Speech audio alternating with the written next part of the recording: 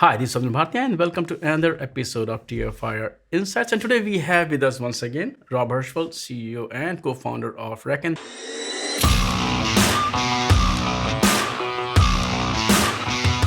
Rob, as yesterday we were reading this article on the Register about no, Kubernetes does not make application portable, says analyst. So they quoted a blog post by Gartner analyst, and it was a trio of three analysts, but the blog was posted by Marco.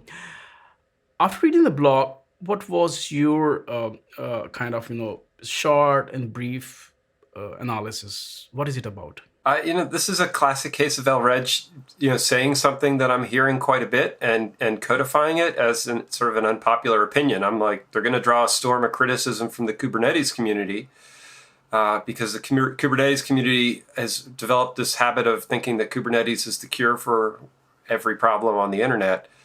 And at the same time, it lines up with a lot of the back channel and chatter that I'm seeing, that Kubernetes is complex, right? We have an emerging joke of, I had a problem, now I installed Kubernetes, and now I have three problems. And I think that the people who are Kubernetes fans need to come to terms with that and address it. And I think the rest of the industry needs to be thinking through how they really need to proceed, right? Are they putting something in their application stack because it sounds great and everybody else is doing it, or are they really solving the problems that they need to solve? And that's not true with Kubernetes. It's true with every technology that people put into their stack. Right. Now, when we talk about it, it seems more or less like, we are trying to oversell Kubernetes. I have seen this because I come from desktop Linux world, and I have seen that pattern there, that it will, solve all the problems. It will run on your toaster all the way to the NASA, rockets. I use Linux as a desktop, and it didn't solve all my problems, but it's nice. But no, the fact is also, as you said about your Kubernetes with Linux, also you install one and you have three more problems. You have whole busy day. You can never say that I'm bored if you're a Linux user, because there's always a problem to be solved. Once you fix audio, you will have display problem. Anyway, the fact is that no, I'm a user myself, so I do know the pain points. But the thing is that the overselling, where is it coming from? Is it coming from the creators of the project? Because I have talked to them, and none of them are trying to oversell Kubernetes. CNCF is also not trying to oversell. They are they're very much accountable to what it can or cannot do. But then there are very overly enthusiastic users who get excited about it. So who is overselling it? Yeah, and CNCF is really building an ecosystem. And we do need to talk about ecosystem and what we need to accomplish with an ecosystem to really build a competitive ecosystem, which is what I think people are trying to sell for everybody to buy into. And this is the danger. Kubernetes is an open source project, is going to market the potential for the project. And part of that comes into trying to build an ecosystem and attract people into that ecosystem. And I do think we have a tendency to oversell, especially in open source, that benefit to attract people. But it's definitely, some key vendors in the space, use Kubernetes as the center for their strategy, which is a challenge when you use a technology as a center for your strategy. And then the easy answer becomes just use more Kubernetes. If your management chain is bought into, or your whole organization is bought into the Kubernetes as the answer, let me figure out the question, then, I need to bootstrap Kubernetes. Let's use Kubernetes. I need to, manage a whole bunch of other services. Just use Kubernetes. And that it becomes a point where we're using Kubernetes because everybody will say yes to using Kubernetes. And it might not be the right tool. It might not be the right designs, right? I need to run VMs. Let's use Kubernetes. And I've seen that, and I've been enthusiastic about things like that. You can go back in my history and see me raving on about KubeVirt, which was very hot a couple of years ago. And, now I'm not hearing very much about it. And so the challenge becomes, it becomes architecturally easy to say yes to the popular thing. even if it's not necessarily the right way to make things work. And we're getting some very complex designs surfacing out of the Kubernetes community. And as you rightly said, this is nothing new. We have seen this with a lot of other technologies. OpenStack is also a good example. There are so many other technologies that at that time this is the only solution that you need, and that's all it is. But that is not a fact. Another thing that I was reading in this article was also about vendor lock-in. Since you talk about ecosystem, a good ecosystem is where there is interoperability, where you can move between vendors easily. And this was a specific complaint about the registers component, which was saying that even if the Kubernetes API is open, they made a big point, and I think a right point, about manager of managers. And that what has really been going on is that if you're using Kubernetes as an engine under the covers, then you're using a manager to manage that Kubernetes. And then we need to talk about cluster sizing and things like that. But then that manager becomes a lock-in point. Even if Kubernetes is open and portable, the way you manage Kubernetes is not. And I think that's very transparent. If you look at all of the major service providers and major vendors, their management platform is the interface they present to Kubernetes.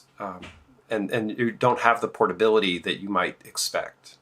Right. That's what, Mark also wrote the portability tax there. You also mentioned something, a cluster of clusters. You also wrote a blog about it last year.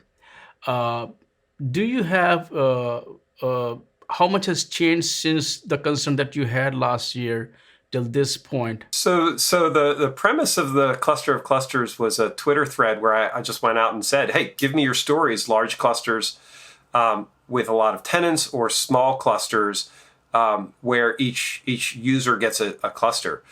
And at the time, the evidence was very well split. There isn't good multi-tenancy in Kubernetes. Namespacing, which could provide that service, has really turned into a way to glom multiple services into a Kubernetes cluster.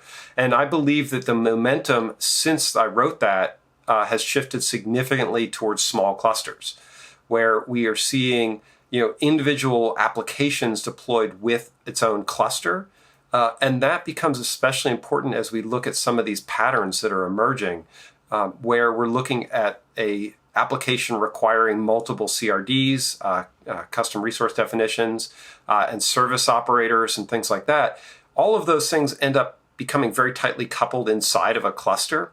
And all of that together means that you have one cluster. It's very difficult to commingle something that might have overlapping resources or overlapping service definitions and things like that. That becomes a challenge. And so what we're seeing is, as the complexity of Kubernetes expands and the complexity of the ecosystem even more, the need to have clusters as your isolation zone, I believe, has been getting higher in the way I'm tracking. There's always exceptions, of course. I know a lot of people want to build a big multi-tenanted Kubernetes cluster, and that would make a ton of sense to me, because the consequence of having a lot of clusters, it's like having a lot of VMs back in the VM height of the VM wars. You end up needing a manager of those clusters and then managers of managers. And it really becomes a product suite and a product space and a challenge. Right. After this article, what kind of reaction was there within the community? I have not seen the amount of blowback that I would expect on that. Same here. Yeah, that's what I asked you. Yeah, I think that the Kubernetes community is getting sort of used to, numb to this idea that people think Kubernetes is complex. I even hear it inside the Kubernetes community.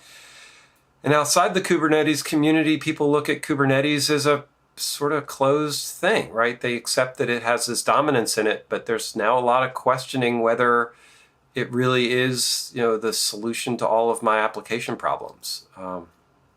And I see people starting to get ready, for some other container management solution that's simpler.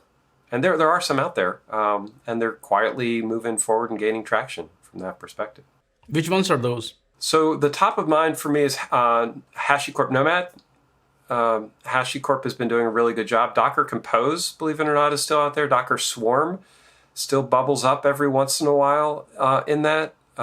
Chef just got acquired by Progress Software, and they have something called Habitat, which is not exactly on par with the other container management tools, but has very similar functionality.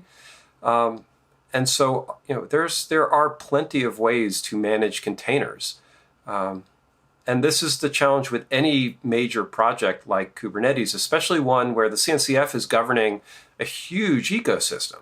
And that huge ecosystem starts looking a little bit scary, because you start saying, well, I don't just need Kubernetes.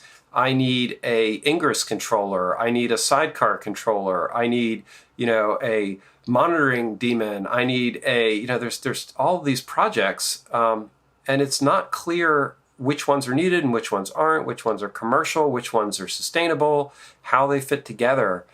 This is the joke. Why I have Kubernetes, now I have three problems, because it's not just Kubernetes in this case. And so I think the opportunity for what a vendor normally would do is build a complete package with all of these components embedded into it. A lot of opportunities in market, without a doubt. But yeah, that's another problem that we talked about earlier also about the vendor lock-in. Once a vendor package almost everything, you're pretty much locked into the vendor. There is no escape route. It's not like a lab stack that we used to have where, just four components and that's it. We saw this quite a bit in the OpenStack days, where it was unclear which projects to pull into a product if you were making an OpenStack product. And all was not a very good answer because they had different life cycles, different maturity levels. And, as a vendor, you could be into a very dangerous place supporting software that was in alpha. And so, if your customer depended on that and it wasn't working correctly, and then you had to go to an open source community to get support, either you're going to be putting engineers into fixing alpha code because somebody thought it was part of the project and decided to pull it in. That's a very hard place to be, both as an operator, a user, and I'll throw in vendor. That was a great, insight into that. Before we wrap up, what I would like you to summarize kind of, because you have been in this space for long, is that if you look at Kubernetes, every technology has had its pros and cons, and with Kubernetes also, there are certain areas that this is why, just because it's a new shiny, actually it's not that shiny anymore, but just because it's a new shiny thing in the space, you should embrace it. What are the things that you should look at Kubernetes that, hey, this is why I want to go with this is what I'm gaining, and these are the compromises that I'm willing to make. What I want to understand from you is some clarity that it's not just we are fanboys, Kubernetes, but this is why you do it, and these are the taxes that you'll have to pay. So Kubernetes really does a good job. If you have a big complex application with high degree of mobility, you're hooking it into a CI/CD system, you do want to take advantage of a rich ecosystem of monitoring, performance, external tools, and components like that. If you have that type of application focus, then it's a really strong platform for a large, sophisticated team. If you're just trying to do, a couple of containers to run a small site, or just a couple of servers from an infrastructure perspective, then you're probably biting off a lot of complexity and control points that you might really not need from that perspective, and you could keep it a lot simpler with a different containerized solution. Or some people in the market would just suggest you go to a serverless infrastructure if you're really looking to keep things very simple and light. And that's your balance on this, and that, for what Kubernetes is designed to do, might be exactly the right answer for the Kubernetes community, and really focus on those use cases. Awesome. Rob, once again, thank you for taking your time out to share your insights on this discussion. And as usual, I will look forward to talk to you again. Thank you. Thanks, Swap. It's been a pleasure.